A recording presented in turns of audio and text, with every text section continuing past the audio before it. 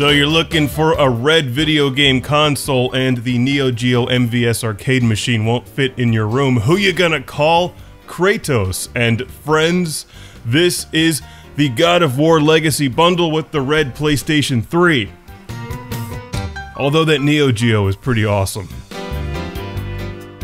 He always looks so grumpy, and what's there to be sad about when you have the God of War Legacy bundle red PlayStation 3? 500 gigabytes that comes with all 6 God of War games, except the Lego one, which doesn't actually exist yet. But this does, and it's red and evil like the Crimson Guard from G.I. Joe or the Imperial Guard on the Death Star, except they don't give you 1 free month of PlayStation Plus. And for the price of this thing, it better. But wait, what's that Kratos is mumbling as he's being tortured? He loves the Vectrex too! No wonder he's sad! This is a PlayStation 3, not a Vectrex. Well, not every game system can be perfect like the Vectrex or the Sega 32X, which he also likes. It's red, it comes with a controller and all the God of War games. It's also smaller and thinner than the previous versions. This is the late model PlayStation 3. Released in 2013, they're still giving you the same damn cables they gave you with the original PlayStation in the 90s. Way to pony up for an HDMI cable, Sony. Thanks. It does have God of War Ascension. Nice packaging, he's been a fan for years. God of War 3, which has a strange typo in the cover art. You think they would have found that before printing. And all of the other ones. The red PlayStation 3 sort of matches the Neo Geo MVS arcade machine, and it's small and compact enough to be fed to the Centipede. Here's a look at its red controller, which is a slightly different red than the other red controller I have. It's a DualShock 3 6-axis controller, and strangely I got blue Sharpie all over my fingers during this review. I have no idea how that happened. It's pretty easy to spot the obvious styling differences between this model and the earlier versions.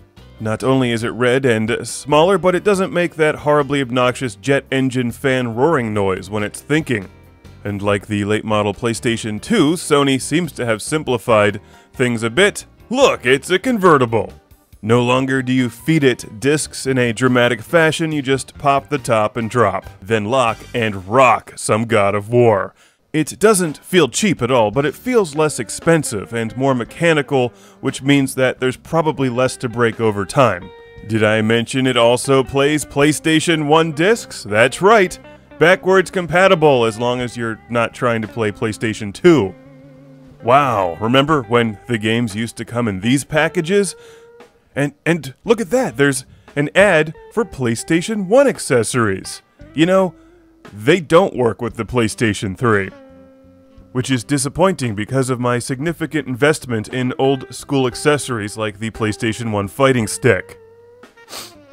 Sometimes Sony makes me sad.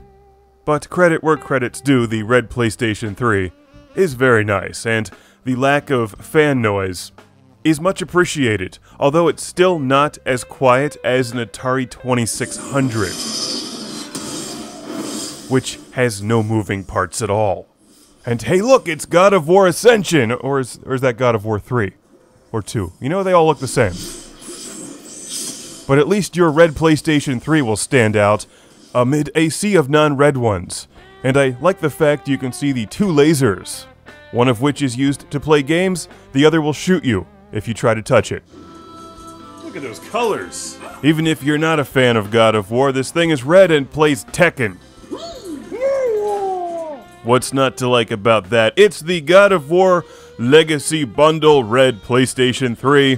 I like 85 to 90% of the things about this. I don't like the lack of PlayStation 2 compatibility. I don't like that I can't save all of my games to a USB thumb drive. If I want to transfer them between PlayStation 3s, I have to use PlayStation Plus?